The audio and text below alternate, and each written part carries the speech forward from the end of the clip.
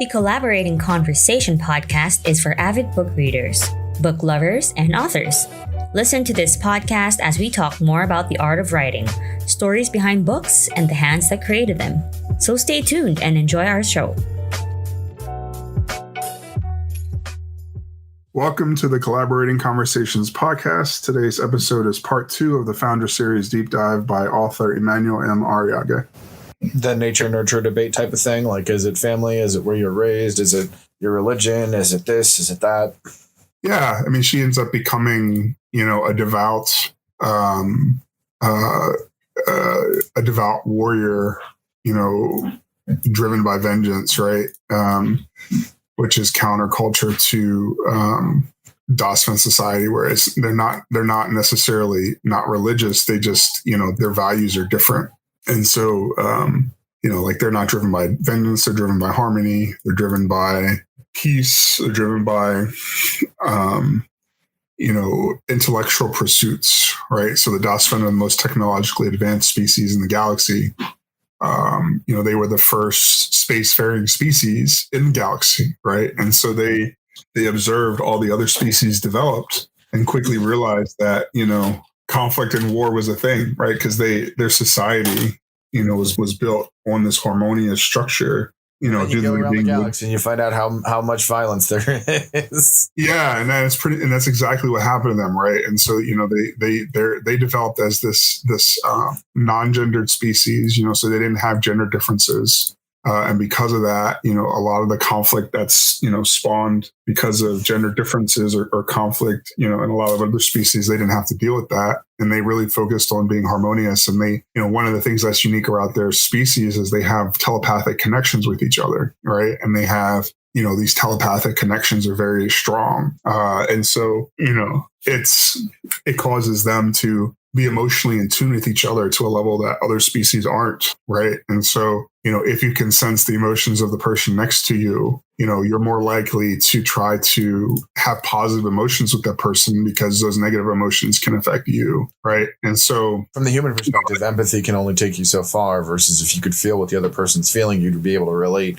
so much more. Exactly. Yeah. And so their whole species, all these special circumstances lead to them being a harmonious society that, has not known conflict in the way that the rest of the galaxy has. And, and so when they start, it allows them to progress technologically very quickly and become the first spacefaring species in the galaxy, and then when they go out and they start observing other species, they see conflict, they see war, they see death, they see destruction. And they basically have to adapt, and they create, these massive drone fleets, because even in war, they don't want to risk the lives of other Dasvan, right? And so they use their technological advancement to build these massive drone armadas that, risk no Dasvan life, but can, counter and fight, massive fleets of enemies, right? And so they use this technological advancement to protect themselves because they have no interest in conquest or dominance, right? And so it's just super advanced species that just wants to keep to themselves, right? So no one really messes with them because it's just you're going to start a war with the Dasvan that you're going to lose, right? And so they keep to themselves for the most part as a lot more species come onto the galactic scene, First thing that's I was going to say the first thing when you said that is when they come online, but it's nope, when you join the Galactic Space Front. Yeah. And I introduce a lot of the, they do a lot of genetic editing for themselves to make themselves more compatible with other species across the galaxy, right? So the Dasvan, view this whole, they view themselves as it's easier to maintain peace when you can actually procreate with other species, right? And so they genetically engineer themselves to be able to do that. And that's revealed slowly throughout the second novel, where they're actually, they make those biological changes in their future generations in order to improve relations between them and other species across the galaxy. And so it's just an interesting concept because it's it's hinted at in the first novel, Flynn saying the line, some species that, previously shed blood, now live together, right? And so it's the Dasvan understand that very well and engineer their society around that. I know, so this is completely off topic, but would be super cool is to have kind of like a metadata for the book when you write a book? Since you're an author, this would be a very curious idea. When you're writing the book, you add metadata to say like female voice, or like basically add tags to every character so that a program could go through later and read the voices in like different, each character would get assigned an artificial voice, and it would be female, male, or, you know, something in between for the non-binary type of folks. And then you could literally produce a, you know, fully casted book all through, you know, robotic means. Obviously I'm biased because I just want to listen to it. I don't want all the voice actors to go out of a job, but that'd be an easy way to make a book audio, an audio full cast book. Yeah. But jumping back, this is what excites me about the series is I see the potential, the lore and the world building you've done is amazing. So my question for you is, where did this all come from? How did you begin? And how did you develop this massive world? You know, in this previous discussion, we're talking about, you know, one race. And how many races have you made for this book series so far? A lot. Let me see. So how do you do your character? I guess. Yeah, go ahead. No, I'm just, there are, not counting hybrids, because hybrids are usually genetically instances where species have genetically engineered themselves to procreate with other species. And it leads to these hybrid species that have unique characteristics and are kind of their own species in some ways. And so there are the Darble, which is a species that I introduced in the first book. They're the Darble Alliance is the other major competing alliance in the Twin Galaxies, which is the place where the stories take place. It's two colliding galaxies. I thought that would be an interesting concept to play with. It doesn't so much come into an instance now, but future novels will play with the passage of time and how that kind of plays out with two colliding galaxies. The effects of gravity on planets, and one planet being spun out of its, you know, Goldilocks zone or something like that. Yeah, I mean, there are things. I mean, the time scale that stuff operates at is so massive, but you know, it's a concept that I want to play with, and so like thinking through how to do that. So there's the Darbo, who are a competing alliance, you know, and there are these lizard-like people, you know, who have lizard characteristics, and they lead this other galactic alliance made up of the Lek. They're made up of the Gorn, the Kinja Hazul, and the Numi, which are some other species that I haven't introduced yet in the series. And then there's the Dasven, who we just talked about. There's the Hoxum, which are this very interesting species. I actually just got some character art finalized for Amaria to show what a Hoxum looks like, because they're a very interesting species. They don't have hair. They have like crystalline formations in their head, and they're a short species. They're very short, almost teenager-like in their appearance. But their familial units are very interesting because they don't have the concept of family. They have, there's no social structure. They're very interesting, controversial species. Sounds like that'd be a lot of potential to play around with. Yeah, I play around with it. It actually comes out in the, it comes out in the story in the, So like this is Amaria. And so you can see like crystalline features. They have blue skin. They have diamond-like eyes. So very, very different when compared to other species. That's what a Hoxum looks like. Nice. And so that's Amaria. And then other species is the Kentaur. And so the Kentaur are these these hulking creatures actually have another piece of art for Foundra Book Tom, who's this awesome character I introduced in the second book. He's the first Kentaur Founders Elite. So this is an example of him. Yeah, this is one of my favorite art pieces because he's this really wise, calm, and collected person because he's a monk. He's a Nistif, which is a form of monk. But, when he's in combat, he becomes like this unstoppable machine. And so this picture shows him in combat, and it's just like, I always love monks in fantasy and, D&D lore, because I think like they're one of the coolest classes where, like their weapons are their fists, right? And they can just do impossible feats of acrobatics and, really just, devastating effectiveness, right? And they're just people. And so it's like the ultimate honing of mind and body to become like these ultimate warriors, right? And so I wanted to create a Nistif monk because they have 4 arms. So they're the large furry people, fur-covered people with like orcish features, with 4 arms, and they are just like really hulking behemoths. And super fast metabolisms, very, very, there's a joke in the series where it's just like, you're never going to find a fat Kentaur, because their metabolisms are too high.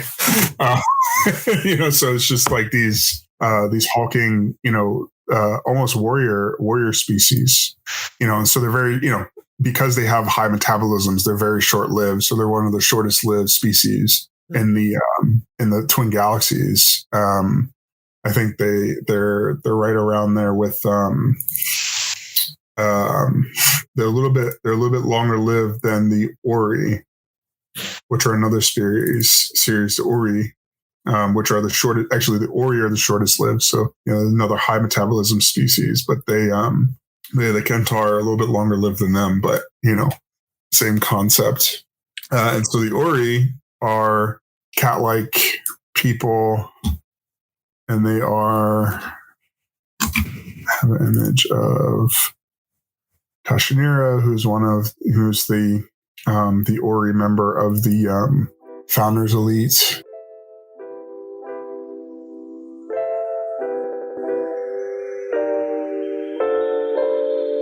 Looking for an exciting space adventure book, a romantic young adult story, and a fantastic sci-fi read? Get The Foundra by award-winning author Emmanuel M Arriaga today and prepare to feed your imagination with never-ending thrill ride.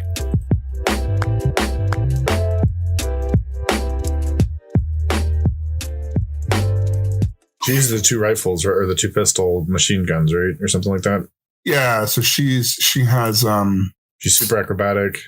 She's super acrobatic, very talented, with dual wielding pistols. And so she can, and so she's what's called a Wopan, but yeah, her species is the Ori. So cat-like, more of an anthropomorphic, type of species. So, cat-like features, but humanoid appearance. Another species, the Husians. So Husian are the dominant species in the twin galaxy. And they are very similar in appearance to humans. The main difference being that Husians are very tall and more muscular due to the high gravity on their planet. And so, the 3 founders of the Husian Empire are Husians. And this is actually a piece that I had created for Sislot. This is Sislot. Yeah, this is what I find so fascinating. You clearly put so much work into the lore and the character development. Where did all these ideas come from? How did you start? And this is clearly a well-developed world. That's what I like about I like science fiction so much, because the world building and character development, and you've clearly put a lot of time and energy into making sure you have different characters, different species. Yeah. I mean, a lot of it's just I've always wanted to build a universe, right? And so I heavily influenced by fantasy and science fiction, and if you look at those genres, right, the good genres where they have good world building, you have entire species of people that are different and unique, from our own, right? And you can kind of play around with, different characteristics. Like, so for Husians, for example, they have these, they're called Escher marks. The characteristic is, they can bulge or, twitch. It's just a, an aspect of their biology, and they have glands that they are able to make use of, that allow them to do things, secrete, like neurostimulants and things like that. And so they, that doesn't really come out in the first novel, even though it happens. I don't explicitly talk about it. But, it's how, like, Limreddy's able to drop into, like, an intense focus, and the second book actually, show, like, him using his glands more, in different situations to, so they're a species that, has has pretty extensive genetic modification on themselves, right? But, they're kind of like the, if there's a, if you think about, like, a super advanced species, right? Like, they, similar to the Das Fen, right? Like they do extensive genetic modification to themselves and their future generations that improve the prospects for their species, right? And so the Husian and the Das Fen share that mindset, and so Husians, like Das Fen, are able to procreate with a lot of other species across the galaxy because they view it as a form of dominance, to be able to assimilate other cultures into their empire. And they have a lot of species that are, have been, adopted into their empire. The Ori being, one of the major ones that are still part of the Husian Empire. They gave freedom to a lot of, it's kind of like the British Empire, right? Like they gave freedom to a lot of the species that, that they had subjugated and taken over territory for, but they still have the Ori as part of their empire. So like the Ori are not a separate people. They are part of the Husian Empire. And so, because of that, the Ori are ingrained in Husian culture, just like Husian people and just like humans have, have been woven into the culture. And that's another, the humans are interesting in this universe because the humans are not humans like me and you, right? Like, I mean, they look like me and you, but their origin is very different, right? And so they, they come from the other galaxy, that a lot of the story hasn't taken place in, so there are twin galaxies that are colliding, but most of the story actually takes place in one of the galaxies, one of the galactic sides. Actually have a map. Actually have official maps now, which is pretty cool. The person who did my a lot of the artwork for the second book for the print version and digital version actually created a lot of art for me. Redid a lot of these maps. It's like this is the galactic map, and so this is very different from what the previous map looked like in the first book. So not how I envisioned the two galaxies coming together. I can envisioned it like more vertical, one horizontal.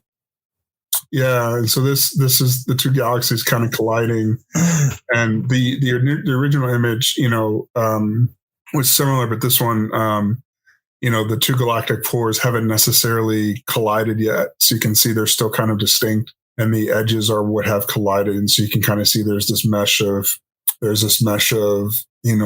ends of the galaxies coming together. Is that where the outer rim is? I don't see that on the map. Huh? Oh, okay, now I see the outer rim. Okay, my bad. Yeah, the outer rim's here. So it's this part right here. Okay.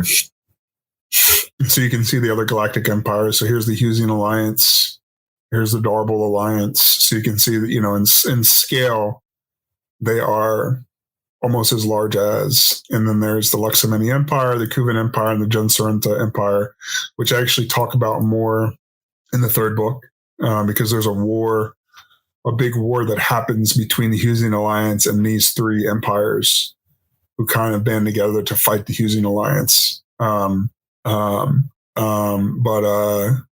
there's other areas that I haven't really talked about yet, but there are other empires, there are other species that are in these areas that I'll show up in much later books. But, so this map will expand over time. But you can see in this other galaxy, the galaxies are called Olafin S Raka. So the twin galaxies is actually, the actual name is Olafin S Raka, and it's the galaxy Olafin and a galaxy S Raka. And so a lot of the human story is in the Olafin galaxy, whereas most of, or all of, the Foundra series so far has taken place in S Raka. And that's where the Husian Alliance is and all the narrative is. And so there's the remnants of the Human Republic, which the home planet had been NIEA, but NIEA was destroyed by Soak. And so that was, he just, that's how he got his name, the planet killer, the destroyer of worlds, because he actually, and I, it's kind of a mystery as to how he did it. I mean, I know how he did it, but I haven't fully explained how this, this powerful Cephas was able to destroy a planet, because it seems like a pretty impossible feat. But I plan to explain more of what that history is in a prequel series that will, that'll come after another few novels. I actually plan to go back and. So how many novels are kind of already not pre-made, but you have the outline or the gist of what you want to talk about in them? Yeah, I have the main story arcs and details. I have the full series mapped out from start to finish. So I know how it all began and I know how it all ends. And then what comes after the end. Hint, hint. What? It's I won't get into that. But before the beginning and before the end, you have to go to the prequel, because the prequel talks. I have multiple prequel series planned. So I have the prequel series planned for Sock's origins, which really gets into the human story.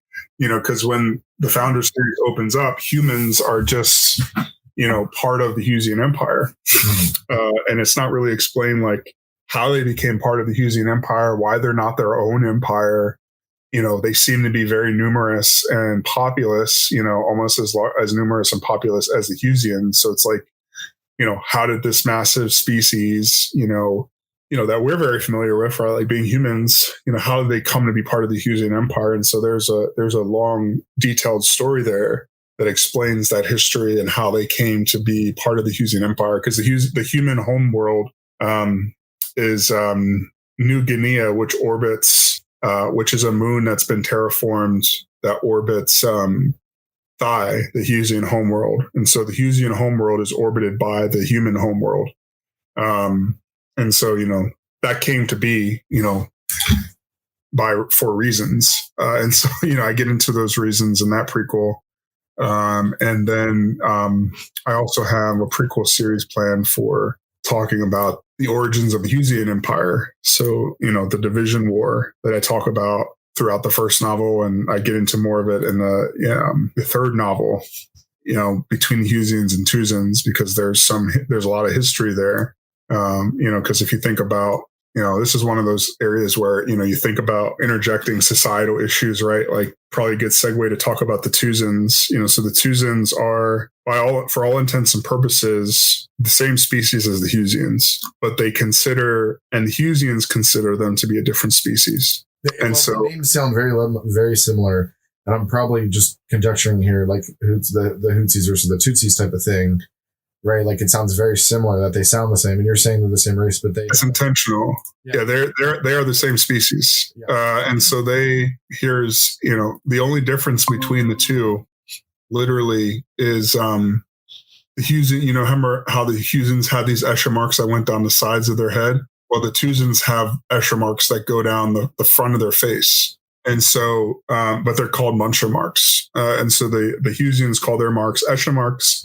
The Tuzans calls theirs Muncher marks. And so this is an image of Tiravis, the ageless empire, the ageless emperor of the Tuzan Empire. And so this was, it shows, it's the first image I created of a Tuzan with my artist. I have this great artist out of Nigeria who does who does all my art.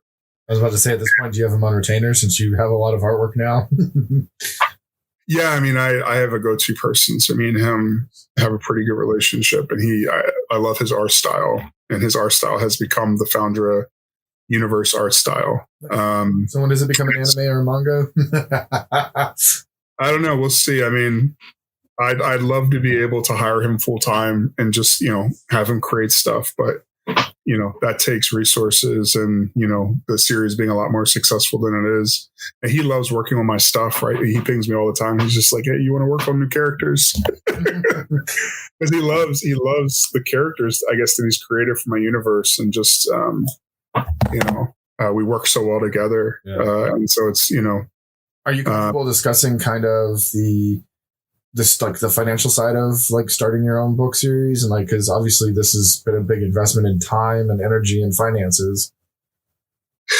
Yeah, maybe let's save that for a separate call, because there's a lot there. I believe it, but I think it's very curious, especially if people have an interest in how our series and how things get started, because you're kind of in the I wouldn't say you haven't gone the Bobaverse or the Martian level just yet, but you definitely, I see the potential there, and I can see it becoming massive, but I'm listening to any and every sci-fi book out there. So I love the genre, and I want more of it. I can't get enough.